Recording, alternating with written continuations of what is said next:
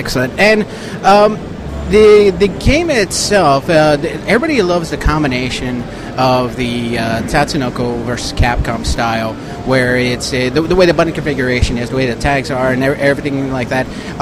Is it going to be? Was it really like, hey, let's go from TVC to Marvel vs. Capcom 3? Was it that sort of like, hey, let's just go evolve from there instead of like making just Marvel vs. Capcom 2 and just changing it up?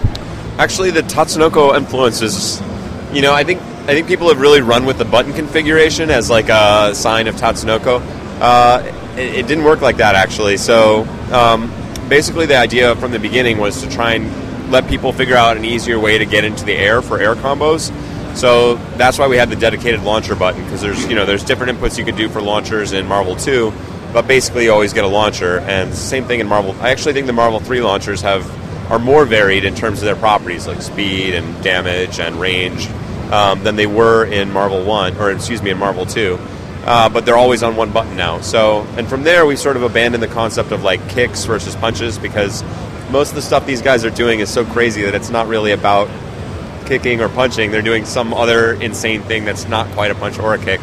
So from there, we just wanted to get people more into the game, and you'll still find, I actually play on my home setup the traditional Marvel 2 style controls, but with our buttons that we have here, with my 2 assists on the right.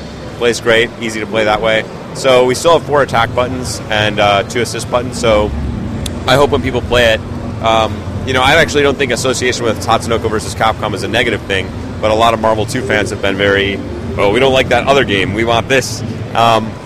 You've got it, so don't worry, it plays very much like Marvel vs. Capcom 2.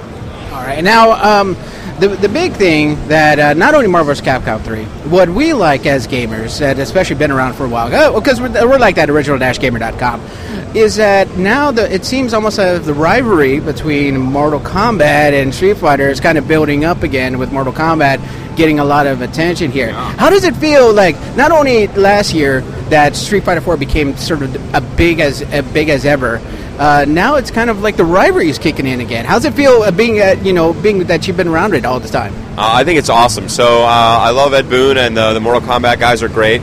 So I'm happy that fighting games are back as a genre, so that there's really a lot of activity in it, because I really like playing fighting games in general. Obviously, I think Capcom's games are the very best, but there's so many interesting possibilities. So I love that this genre that sort of disappeared for a while or had gone underground is really back in the limelight, and is getting some press and getting some people excited, and at the end of the day, letting people have fun and have great matches. All right, Kyle, you've got some questions here. Kyle is our Street Fighter 4 event coordinator. We're going to put on a big event over here in San Antonio, Texas, right across from the Alamo City Gaming Championship. Kyle, what did you want to ask Mr. Killian here, the god among men over here, this pillar of manliness? Sorry, I just have to. Well, yeah, I gotta say I do really look up to Seth Killian. I'm an event coordinator myself. I would want his job, but I can't steal it from him. Enough of that. Get with questions. Leave the sucking up to me. Anyways, as a tournament host, I'm curious about what events Capcom are planning. Public events such as the Las Vegas Fight Club. Yeah. Are there new plans to continue to support Super as well as Marvel in the future with that?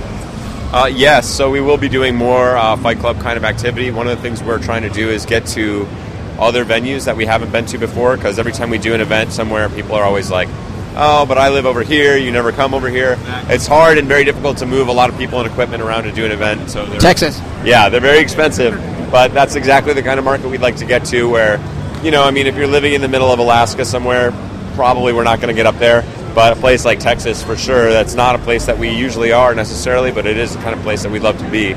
So we are trying to do more of that, especially with Marvel vs. Capcom 3 gives us a great excuse. All right. I've only heard a few rumors about the relationship between Capcom and MLG. What's the story behind that? Why aren't they working together?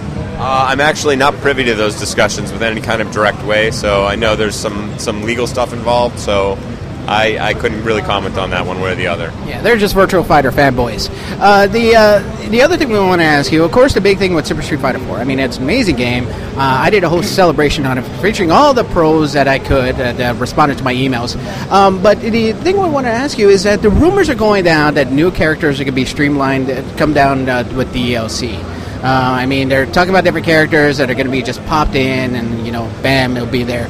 Any sort of inklings to that maybe? I missed the first part of your question. I'm sorry. The characters are new characters are going to be released on DLC. Is there any sort of is there a possibility of that, or? Well, of course, it's a possibility in the sense that the game is technically capable of supporting something like that, and it's a DLC era that we're living in. But right now, there's no plans for anything like that. So that's one way the game could go, but that's not the plan right now.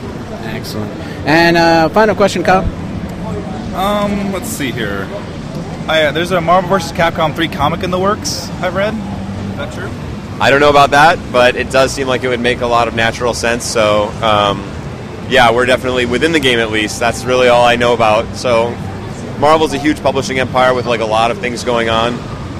Within the game, we're trying to integrate the whole comic book feel more into the game and have more in terms of story and look and things like that. But what happens outside of that, I've heard a lot of crazy stuff thrown around. So hopefully some of it comes true and we can see some amazing licensed products. I've seen the shirts that we've had floating around here. I didn't get one yet, but they've got a Marvel vs. Capcom 3. You of all people didn't get a shirt yet? You know what? They were like, if you want a shirt, you got to get it like everybody else gets it, which is win 5 in a row. So I was like, all right, let's do it.